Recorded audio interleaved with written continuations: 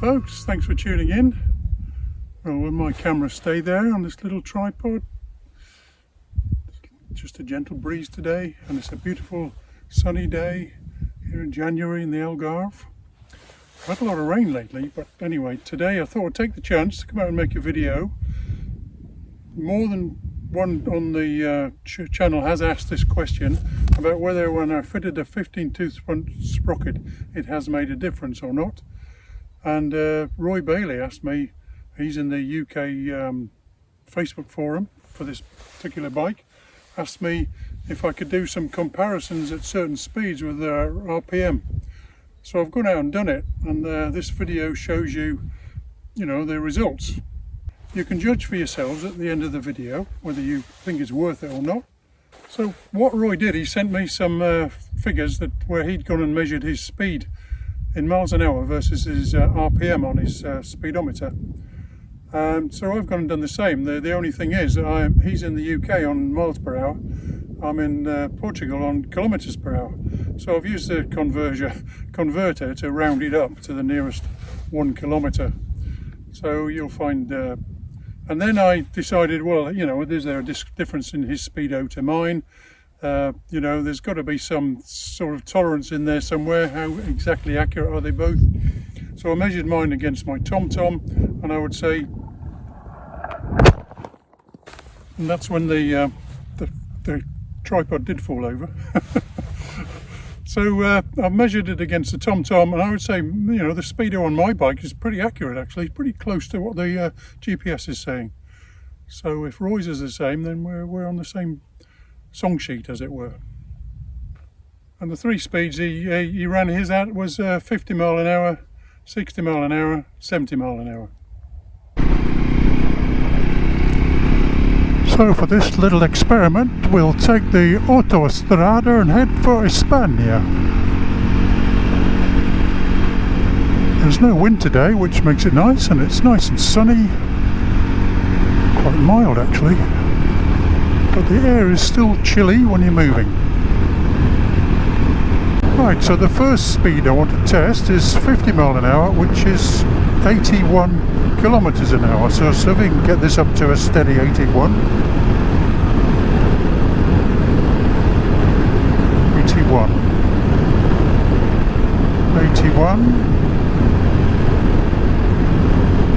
81 goes up to, I'd say 5,000, just look, 5,000, yeah, 250.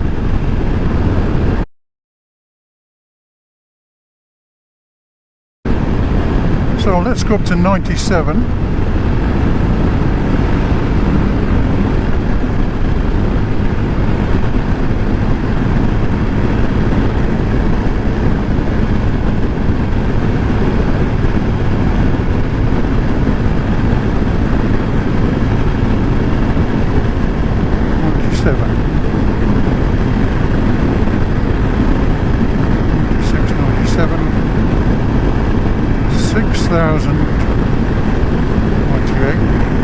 $6,000,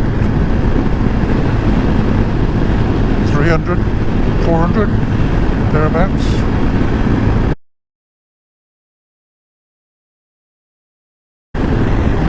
Right.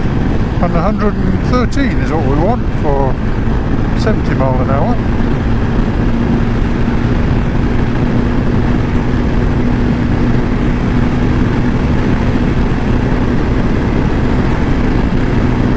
When I've taken it up to this speed, to be honest. I would normally stop at about 100 max.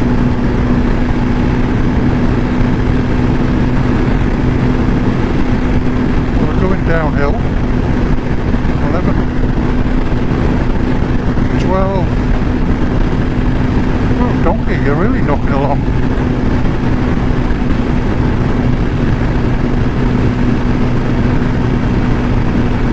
We don't know exactly how accurate the speedometer is anyway. Going up the hill now, and I've got it on max. It's pinned on max now. Look, this is on max RPM, engine, throttle, not going any further. We're going up this slope and it won't go over 107. I mean, it isn't made for this, is it? Let's be honest. It just isn't. But the feel I get, I mean, I don't know about the RPM versus gear ratios, but the feel I get generally is it feels like it's moving a bit easier than it did on the 14-tooth sprocket. Right, see, we're on going down again.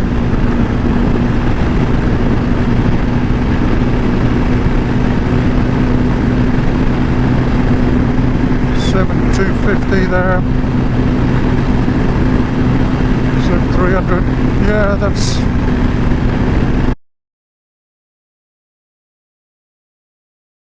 about it. But I wouldn't want to ride it like this. It's really just, I think it's just too much for it.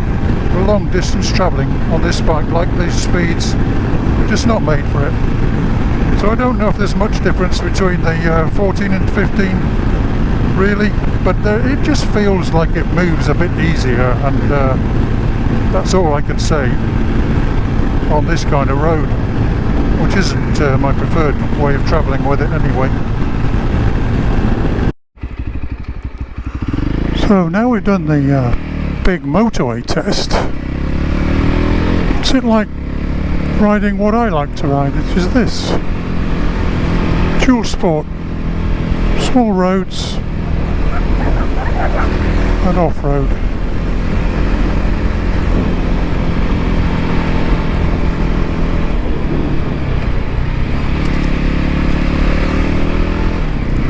Does it still do what it's supposed to do?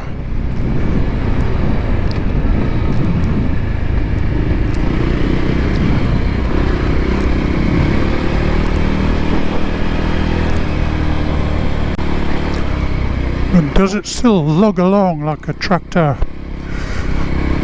Which is what I liked about it, or I love about it. Just thank you Kawasaki for making such a gorgeous little engine. Thank you Voge for putting it into this motorcycle.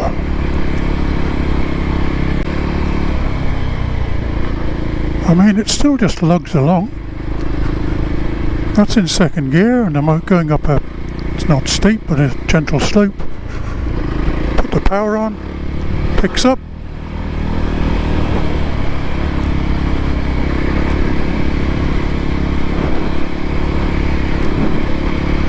Still lug along quite happily.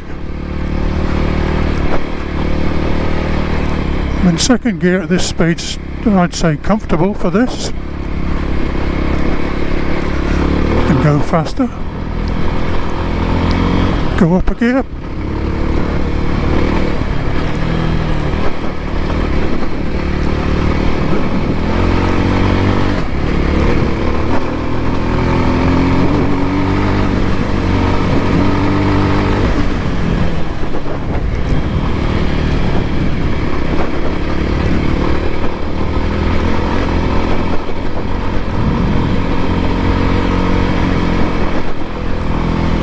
It's still there.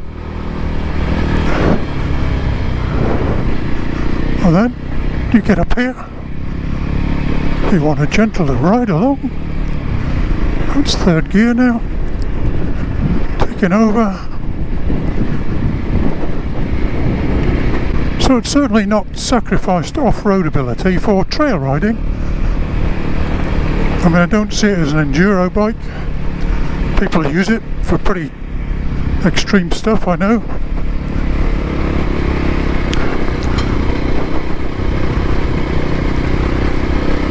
But if you're thinking of fitting a 15-tooth sprocket, then you could make your motorway miles a bit easier and still have the ability to ride the trails. Of course, how good's the engine braking? One thing I did like about the gearing on this bike for engine braking was super.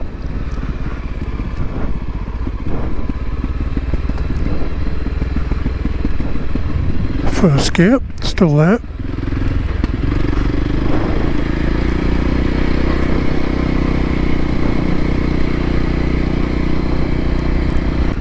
Let's go down.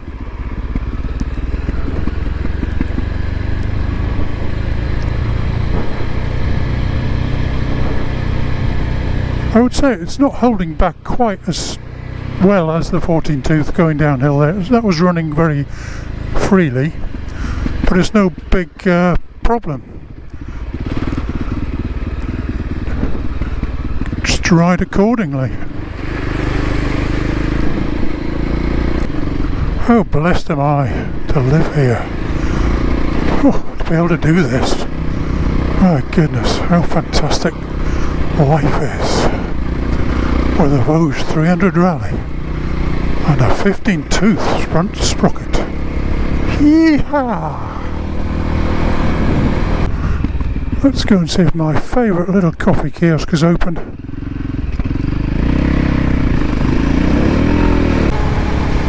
I'm just showing you this just to round off the video.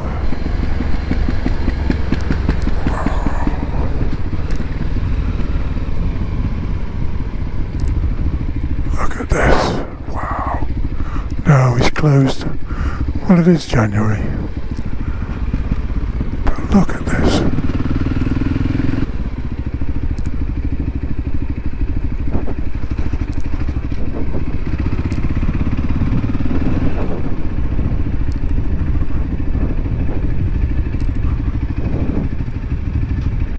What more do you want, eh? So in summary, overall, I think it is worth changing it for a 15 tooth, change that 14 tooth for a 15 tooth, depending on what you want to do with the bike. I mean, it doesn't really, make it a motorway cruiser, it never will be. It just makes it easier it moves easier. That's all I keep saying all the way through the video. It just seems to move easier. I'm not a techno, I don't have all the techno words to describe all these things like these professional reviewers. It's just, I find a difference. I find the engine's not straining as much, and I know you can do that with reducing the size of the rear sprocket, so there's different ways of doing it. But remember, if you do have to change the front sprocket to 15, you will have to do something about reducing the size of the little plate under the outer cover, because that protects the cable inside, and you'll have to file some of that away. Okay, so whenever you change something, there's always a consequence, isn't there? So I've got now the 15 tooth sprocket on, which is a slightly bigger diameter. Now I'm trying to get this piece back in here, which should fit under the cover, and it won't go back in. So I've decided to take some of this down with a file. It's a small vise and a half-round file. It's taken me about half an hour, taken quite a bit away to get it to fit in, but it does fit now.